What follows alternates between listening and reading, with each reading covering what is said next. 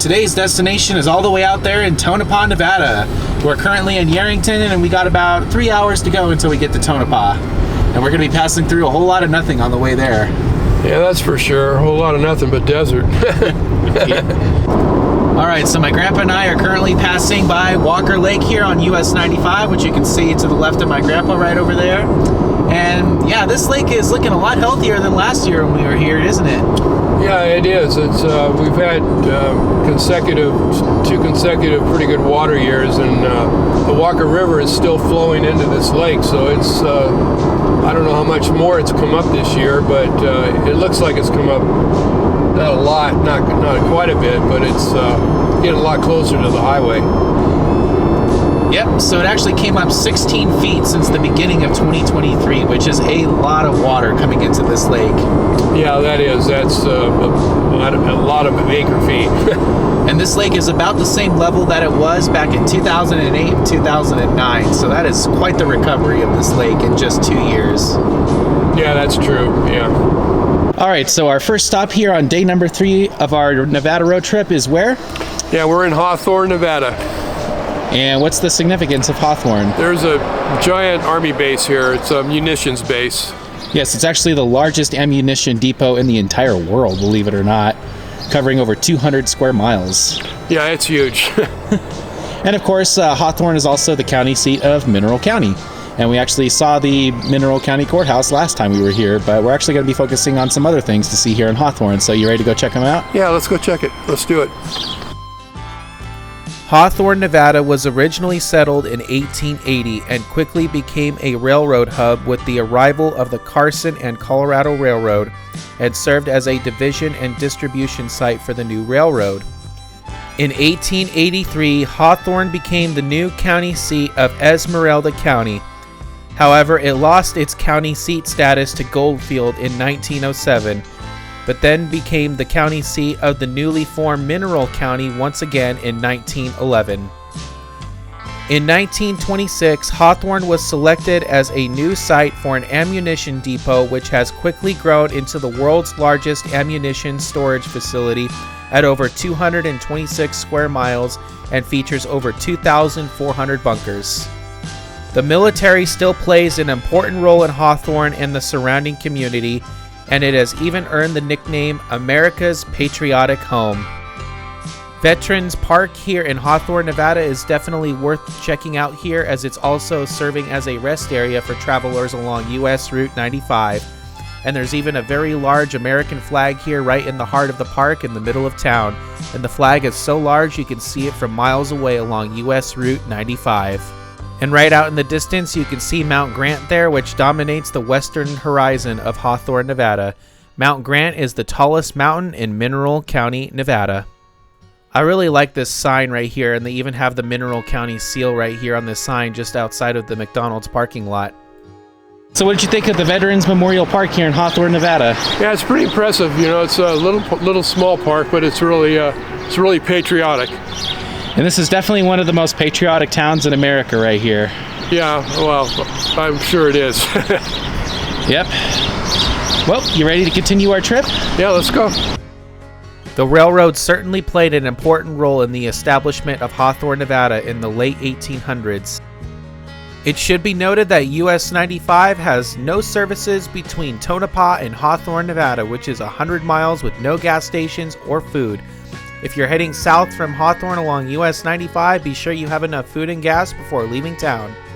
You are definitely in the middle of nowhere as you travel along US Route 95 through the middle of Nevada. Nevada has some of the lowest population density in the entire United States between Las Vegas and Reno. As you get closer to the Coaldale Junction where US Route 95 and US 6 meet, be sure to look off to your right as you'll get great views of the White Mountains and Boundary Peak, which is the highest point in Nevada. All right, Grandpa, where are we right now? We're at the Coaldale Junction of US 6 and 95, and what are we looking at out there? We're looking at Boundary Peak out there in the distance. Yep, which is the highest point in Nevada and is located on the California-Nevada state line. So they say. Yeah, so funny thing is, Nevada is probably the only state that has a disputed high point. So obviously right out there, you can see a Twin Peak, and Boundary Peak is the right of those Twin Peaks out there in the distance. And just to the left of the Boundary Peak is Montgomery Peak. So Boundary Peak is kind of like a satellite peak of its taller neighbor, Montgomery Peak, which is in California. So a lot of people don't consider Boundary Peak its own independent mountain, but rather just a subsidiary peak of Montgomery Peak. So if Boundary Peak is not the highest point in Nevada by using those definitions, then the next highest point in Nevada is Wheeler Peak in Great Basin National Park. Like I said, this is Boundary Peak right here. You can call it the highest point in Nevada if you want to, but yeah, some people will say that it's not. It just really depends who you ask, really. Yeah, to me it's just kind of stupid, but that's okay. That's politicians. Stupid. All right, so what I have right here is an official state map of Nevada. And what's funny is this is where we are right here at the Coaldale Junction. And if you look over here where Boundary Peak is supposed to be, it's not even listed on this state map, which I find absolutely hilarious. And then if you look over here in Great Basin National Park, Wheeler Peak is listed right there.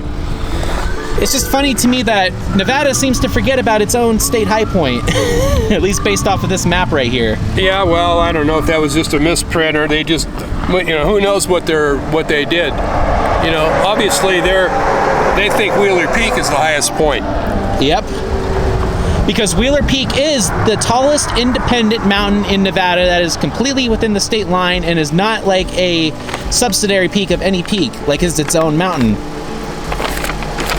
Yeah, that's true. So what do you think is the true highest point in Nevada? Is it Boundary Peak or Wheeler Peak? I'm going by the documentation, I guess Wheeler Peak. Oh, I was not expecting you to say that. The reason I'm saying that is because the dispute is because of the gap, or whatever you call it, in between those two peaks. Yeah, so that's what's called a prominence. So to be considered your own independent mountain, you need at least 300 feet of prominence from your next closest neighbor, which Boundary Peak does not fall under that 300 feet of prominence. I believe it's only like 253 feet. So that's a dispute, okay? If it doesn't match what it's supposed to be, then it's basically out of the picture. Yep. But either way, no matter which way you slice it, no matter what kind of definition you want to use, that point over there is higher than any other point in the state of Nevada. So it should be the highest point. Yep. But due to technicalities beyond our control, that's the way it is. Yep. Why don't you say we continue down the road to Tonopah and stop confusing people? Well, they'll get over it. We're on our way to Tonopah. Yep. Whew. There's a whole lot of nothing out here, isn't there? Just look at these buildings right here at the Coaldale Junction. This is mostly what we've been seeing since we left Hawthorne. Well, the only thing is there's a lot of graffiti. Yep. It was really hazy when my grandpa and I were driving through this area of Nevada here in June of 2024. So these clips that I'm showcasing to you right here were actually filmed back in April when I was doing a solo trip along US 95 in Nevada. And as you can see, the views are a lot more clear here in these shots that I took in April. Also, these mountains just look so much better with all the snow on them earlier in the season here than they did back in June when there was basically no snow on them whatsoever. But it's just really awesome that views like this exist here in Nevada, and just really goes to show that Nevada really lives up to its name, which basically means snow-capped in Spanish. It took us roughly 30 minutes to drive to Tonopah, and the first thing we did was we went to the old Nye County Courthouse here in Tonopah. All right, everyone. My grandpa and I have successfully made it to Tonopah, Nevada. We're in the middle of nowhere, but at the same time, we're kind of in the middle of town. It's just kind of weird where Tonopah is located. We're just really far away from everything right now. Yeah, we're like hundreds of miles in each direction away from another gas station, town. food. Yeah, it's everything. It's weird. This is one of the most isolated towns in the lower 48. And we're going to be spending the night here in one of the scariest motels in America, and one of the most haunted as well. So yeah, that's good. Maybe we'll see the ghost. What are we going to do first here in Tonopah? We're here to see the old Nye County Courthouse, which is right up there. Yep. All right, let's go check it out. Okay. The old Nye County Courthouse was built here in 1905 after Tonopah became the new county seat of Nye County after it replaced the ghost town of Belmont.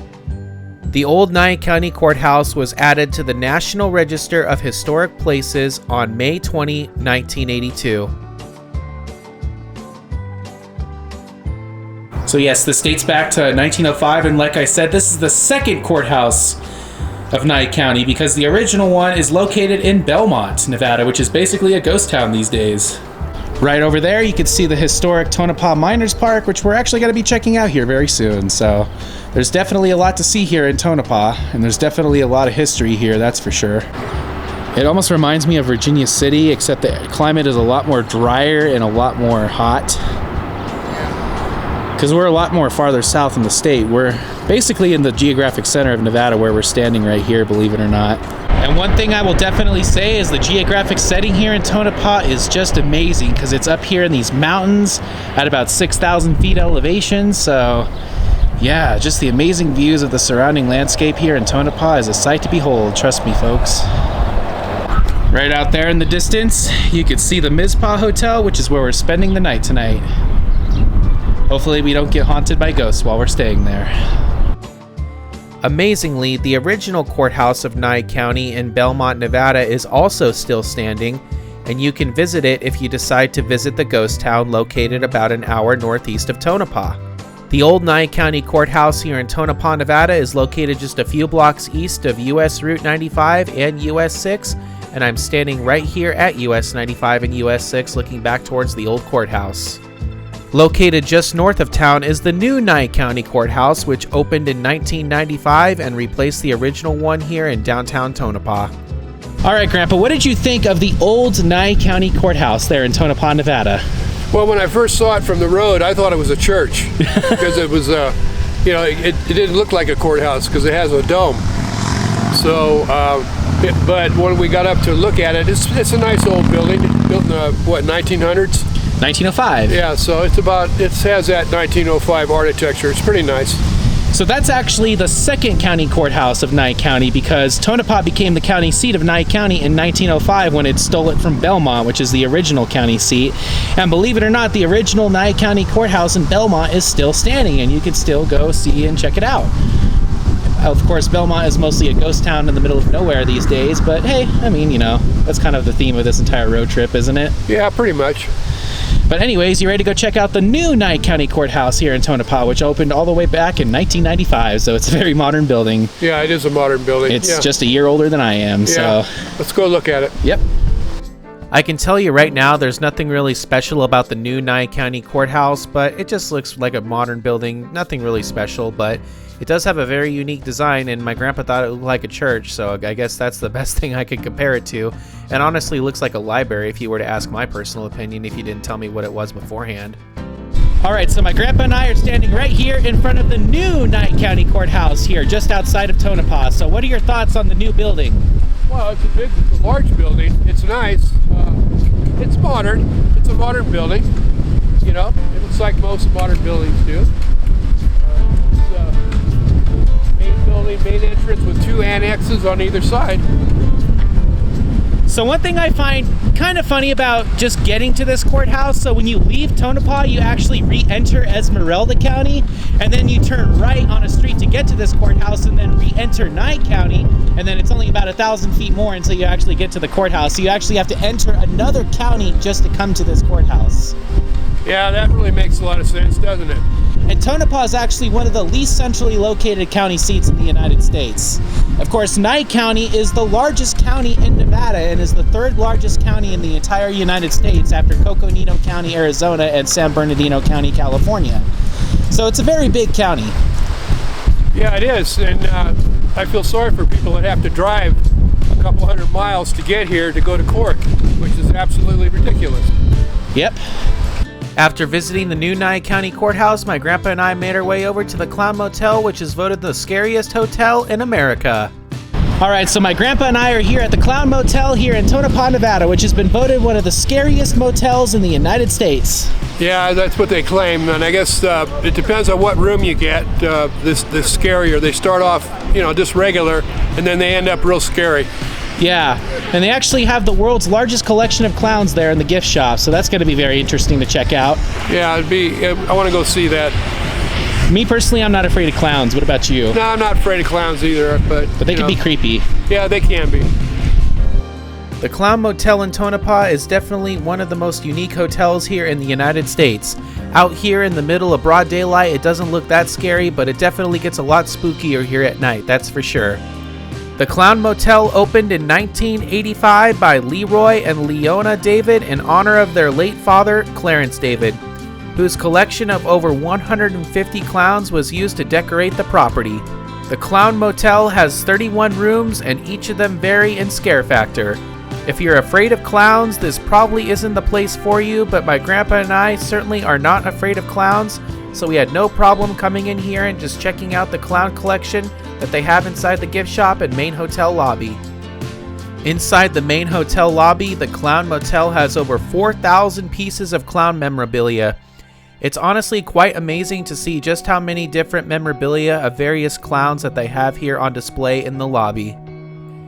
It was quite overwhelming, and honestly, if you really wanted to spend a lot of time here, I'm sure you could spend hours here and not see everything that this hotel has to offer. Also to note, if you do have any clown memorabilia and you want to donate to the hotel gladly accepts donations for display here inside the Clown Motel.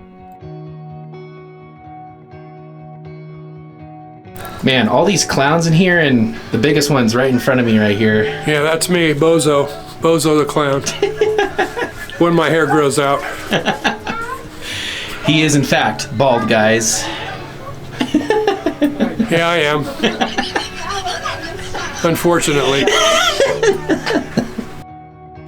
One thing I found funny is that they have a portrait of every single president here painted in a clown. I mean, isn't every politician a clown? Am I right?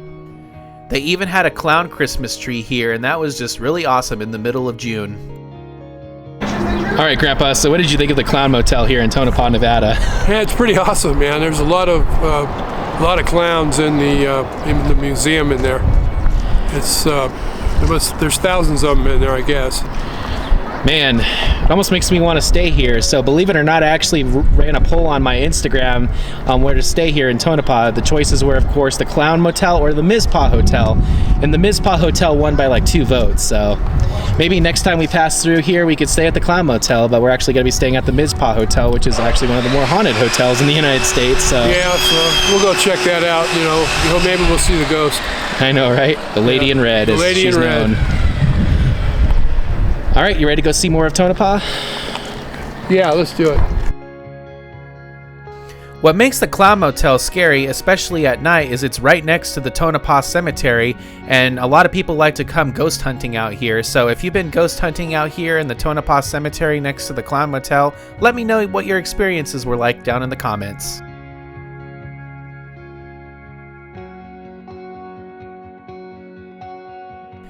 After spending some time there at the Clown Motel, my grandpa and I made our way to downtown Tonopah, where we were checking out the Mizpah Hotel, which is one of the most haunted hotels in the United States.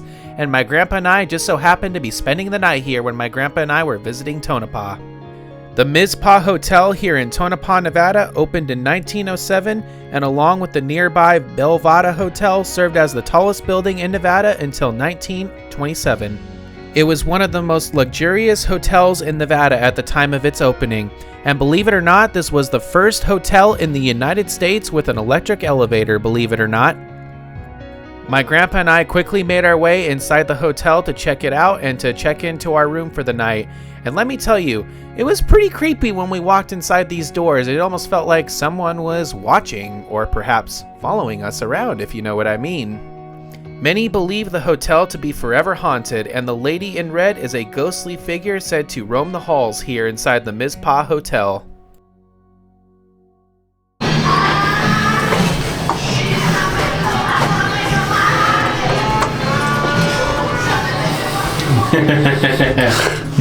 I wonder if the elevator's haunted. I don't know. I like how it has that red tint again. Maybe the Lady in Red's watching. Oh, maybe she is. What would you ask her if she came up to you right now? Why are you still here?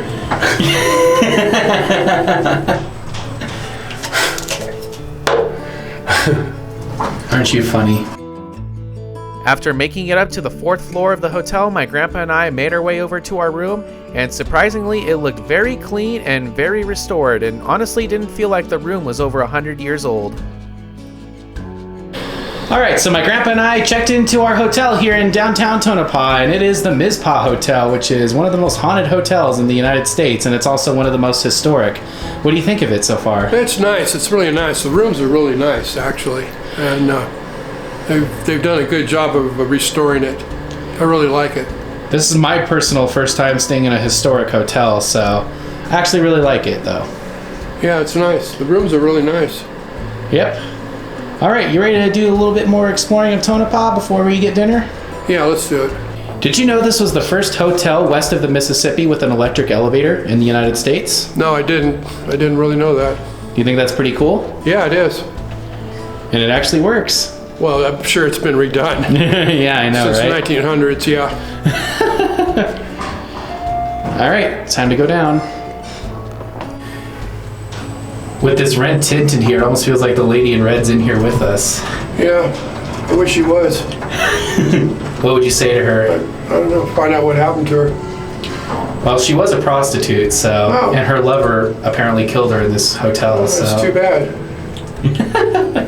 She lost business.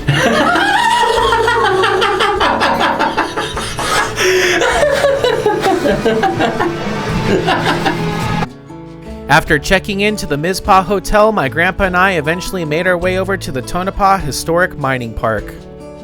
This park lets you explore old mining equipment and buildings. It's a great way to learn about the town's mining history. Tonopah, Nevada was founded in 1900 when Jim Butler discovered silver-rich ore, which led to a massive mining boom. The town quickly grew as miners and prospectors flocked to the area.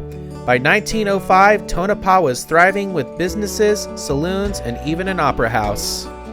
The mining industry was the backbone of Tonopah's economy for many years, producing millions of dollars worth of silver and gold. The town also played a significant role during World War I and World War II, providing essential minerals for the war effort. Tonopah, Nevada has the distinction of having the second largest silver strike in Nevada after the Comstock Lode in Virginia City, which has led Tonopah to be known as the Queen of the Silver Camps. With its geographic setting about 6,000 feet above sea level, it's really awesome to have views like this inside the Tonopah Historic Mining Park, where you basically get panoramic views of the whole city. Right out there in the distance, you can see the old 90 County Courthouse that we were at earlier today. Tonopah is one of the most isolated towns in the United States, and the nearest other town of sizable comparison is Hawthorne, Nevada, which is over 100 miles away along US Route 95. Tonopah is located roughly halfway between Reno and Las Vegas along US Route 95 and is a popular stop for travelers to refuel and recharge on the long journey. And then of course right here, you can see the Mizpah Hotel where we're spending the night tonight. I really wish my grandpa and I could spend more time here because we only got about 30 minutes before we had to leave before the mining park closed, and that just seems to be a recurring thing on our travels, is we just never get enough time in these places. I always love going to places like this because it just really gives you a sense of what mining was like back in Tonopah at the time. It just really brings towns like this to life. You just pass through them on US 95 without knowing too much about them, but if you spend enough time here, you get to learn a whole new perspective of the town. Alright, what did you think of the Tonopah Historic Mining Park? It sucks that we couldn't spend a lot of time there, but we didn't get into the park until 4:30 and it closed at 5 o'clock, so... Yeah, it's a pretty interesting place. I must have been really hopping back in the 1900s up here, because there was a lot of mines up here. Yeah, so the Tonopah, believe it or not, was actually the second largest silver rush in the state after Virginia City, which we saw yesterday. But this was a pretty hopping place back in the 1900s. Yeah, I bet it was. Alright, since it's a very hot day, how about we go get a root beer float? Yeah, let's get one. Whew. Even though we were 6,000 feet above sea level, it was still 90 degrees when we were here. Marlboro and Camel. That's all we carry. I've only seen these in Nevada. Yeah, you won't see these in California anymore. Were these common back in your day? Oh yeah, everywhere, every place. Yeah. And that's going to conclude my grandpa and I's road trip out here to Tonopah, Nevada. We certainly hope you enjoyed riding along with us and seeing all the sights here along US Route 95 between Hawthorne and Tonopah. I want to thank you all so much for watching this video. I hope you all have an amazing day, and take care, everyone. Stay tuned to the next adventure. We will see you next time.